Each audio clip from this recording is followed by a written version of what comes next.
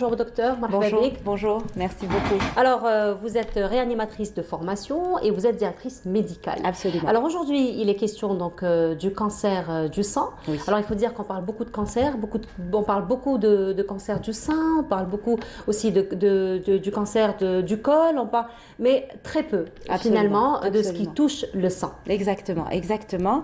C'est pour ça, merci d'abord de m'avoir invitée. Et puis ça me donne un peu l'opportunité justement de parler de ces cancers du sang. Effectivement, comme vous le dites, on parle énormément du sein, de la prostate chez les hommes, du cancer colorectal. Ça, c'est sur le plan épidémiologique, effectivement, c'est des cancers très répandus. Donc on en parle.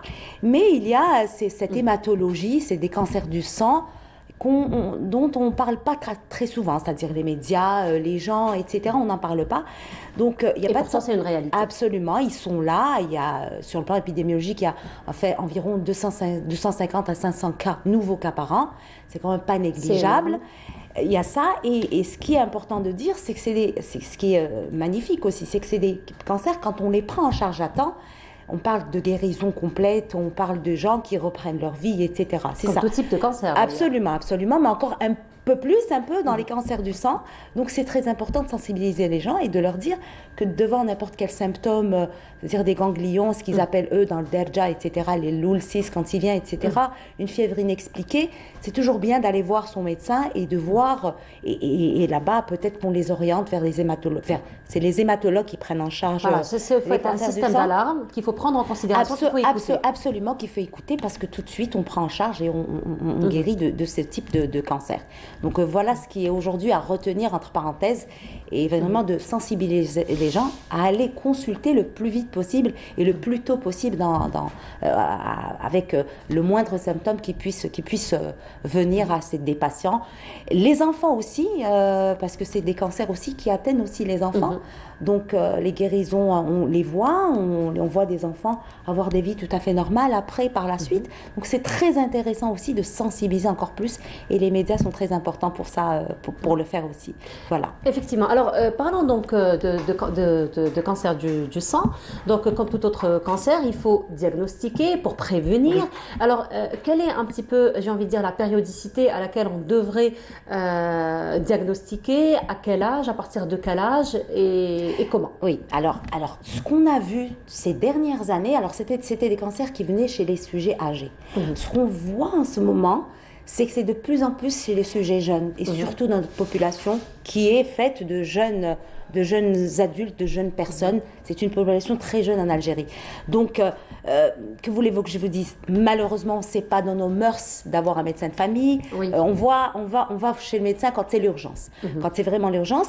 Donc, pour rétablir un peu l'ordre des choses, d'aller consulter, si vous voulez, chez le médecin généraliste, un jeune comme ça, devant une angine, etc., les médecins en général savent très bien qu'il faut examiner le patient, c'est tout un corps, hein, le malade.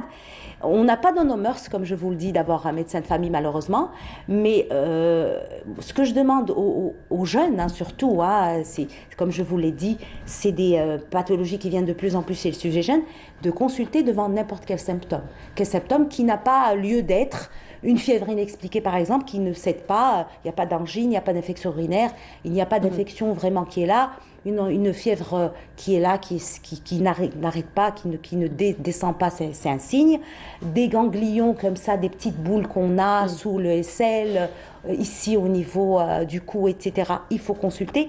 Donc vraiment, je ne répéterai pas jamais assez, devant des symptômes pareils, il faut aller consulter. D'abord en polyclinique, hein, on va chez le médecin généraliste en polyclinique, des structures de santé. Ces médecins généralistes en général orientent vers les hématologues qui sont dans des structures hospitalières. Mais sinon, docteur, il faut dire que parfois ce type de maladies sont silencieuses, on ne les voit pas, il n'y a pas de symptômes. Oui. Donc est-ce que vous recommandez par contre d'autres examens médicaux à titre préventif? Oui, la formule, ce qu'on appelle nous, quand on a les globules rouges, les globules blancs, les plaquettes, etc. Cette formule, elle nous paraît banale, mais cette formule nous donne énormément d'informations sur ce type de pathologie justement. Donc il y a l'hémoglobine, il y a des paramètres comme ça qu'on a, les médecins voient, etc. Parce qu'il y a beaucoup de chiffres qu'on voit, mais qui sont très importants. Une simple formule peut justement orienter vers un diagnostic et puis diagnostiquer le plus vite possible justement. Absolument. Une simple formule peut nous orienter. Ce type de formule, on les fait par exemple juste avant un acte chirurgical banal. Très souvent, ils le font, les gens, hein, dès qu'ils se sentent un peu faibles, un peu fatigués. C'est toujours ça qu'on entend dans notre jargon. Et ben, c'est important. FNS. Le fameux FNS. Et c'est très important. Donc voilà, j'invite les gens à le faire. Si vous voulez, on va pas le faire chaque 6 mois, mais chaque année, si les gens font ce qu'on appelle un check-up, c'est-à-dire au bout de chaque année, on fait un petit bilan pour voir notre taux de cholestérol, notre bilan rénal, un bilan hépatique, une formule. Ben, ça oriente toujours vers quelque chose et on découvre les choses le plus vite possible. Voilà. Alors finalement, qu'en est-il un petit peu aussi de la prise en charge des malades qui sont atteints donc, du cancer du sang? Alors aujourd'hui, c'est pas pour jeter des fleurs, mais il y a des hématologues, vraiment une société, il y a des professionnels de santé, des hématologues qui sont vraiment d'un niveau scientifique excellent. Nous avons eu la chance de côtoyer des personnes comme celle-là. Ils ont une société savante, il y a les associations patients, et vraiment, les choses sont très bien structurées. Juste que la population n'est pas assez, justement, informée de cela. Les hématologues, il y a des centres d'hématologie. Les patients sont orientés en général vers les centres d'hématologie. Il y a les hématologues pour prendre en charge ce type de maladie. En général, ça commence, je ne suis pas hématologue, donc je ne vais pas aller m'étaler sur ça. Juste parler de quelque chose de général. Donc en général, on commence par de la chimiothérapie toute simple et par la suite, il y a des thérapies innovantes, à savoir l'immunothérapie, les antichromonoclonaux, bon bref. C'est un peu plus général, mais ils sont traités. Et puis aussi, il y a à côté de ça 2 centres, malheureusement, ce qui est, Inch'Allah, ça va un peu se répandre, des centres où ils font la greffe. Donc la greffe de moelle, au CPMC par exemple, etc. Ils font l'autogreffe et c'est des patients pour leur donner encore plus de chances de guérison. Voilà. Mais sinon, docteur, il faut dire aussi que le sang, c'est ce qu'on appelle le pétrole rouge. C'est vraiment, on va dire, une substance qu'on ne peut ni fabriquer, ni inventer. Absolument. Donc la seule manière de l'avoir, c'est un don du sang, n'est-ce pas? Absolument. Alors, juste pour rebondir sur ce que vous venez de dire, les gens ont très peur de ces cancers du sang. Pourquoi? Parce qu'ils se disent que c'est du sang, le sang vient dans tout le corps et c'est terrible s'ils ont du cancer du sang. Donc ça, c'est des idées reçues, c'est des fausses idées, c'est vraiment, il faut pas du tout penser à ça. Effectivement, c'est des cancers du sang, mais ça ne veut pas dire que parce que le sang coule dans nos veines, que c'est dramatique et que nous allons vers la mort quand on a ce type de maladie. C'est automatiquement contagieux au niveau interne. Absolument. Alors là, c'est pas du tout contagieux, ça il faut le dire. Maintenant, effectivement, ce type de maladie ont besoin de dons du sang. Ça, c'est très important d'en parler. Il faut aller donner du sang parce que je l'avais dit l'autre fois et je réitère aussi aujourd'hui, parce que vous me donnez l'opportunité de parler de ça, d'aller donner de son sang. Vraiment, on a une population jeune, c'est qu'il faut qu'ils aillent donner du sang parce qu'on sauve des vies. Mais ce n'est pas vraiment juste parler, mais on sauve des vies. Ces patients-là ont besoin de globules rouges, ont besoin aussi de plaquettes dans certaines... Donc, vous savez, on le voit, ce paramètre-là qu'on voit sur la formule de plaquettes. C'est très important d'aller donner du sang dès que c'est possible, dès qu'on peut. Voilà, parce qu'on est jeune, on est en pleine santé.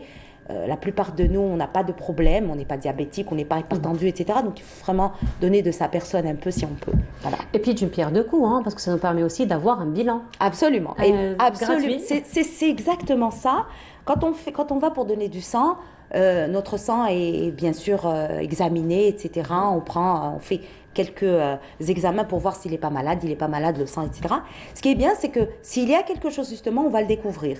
Et donc par la suite, ce type ces bénévoles qui sont venus donner, on peut les appeler pour leur dire voilà, il y a quelque chose, c'est bien de traiter maintenant avant d'arriver justement à un stade ultime où les choses se feront, mais ne seront pas vraiment d'une façon où on obtiendra une guérison complète, comme je vous l'ai dit au début.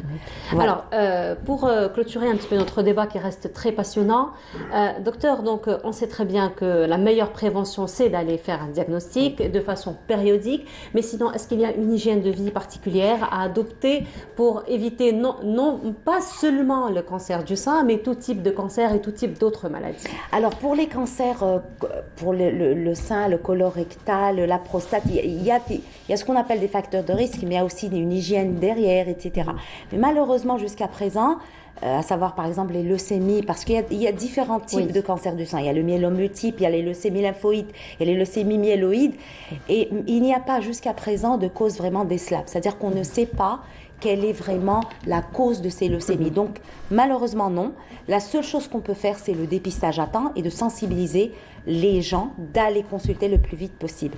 Là, en septembre, Inch'Allah, il va y avoir ce qu'on appelle le mois orange, qui sera dédié complètement à la leucémie lymphoïde chronique, qui est un type de cancer du sang.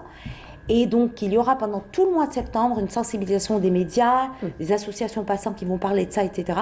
Donc, j'invite tout le monde à se brancher, si on peut dire, ce mois-là pour discuter et pour voir, c'est-à-dire tout. Hein. Il va y avoir des campagnes médias, il va y avoir des sensibilisations, il va y avoir énormément de choses ce mois-là. Donc, c'est l'occasion pour que les gens un peu se posent et lisent un peu sur ce type de pathologie. Absolument. Absolument. Merci beaucoup d'avoir été parmi nous ce matin. Je rappelle, Dr Dalal Ouhib, vous êtes médecin, vous êtes réanimatrice de formation et directrice médicale. Merci encore une fois d'avoir été parmi nous ce matin. Merci. Et on continue. Cette fois-ci, nous allons nous intéresser aux régions.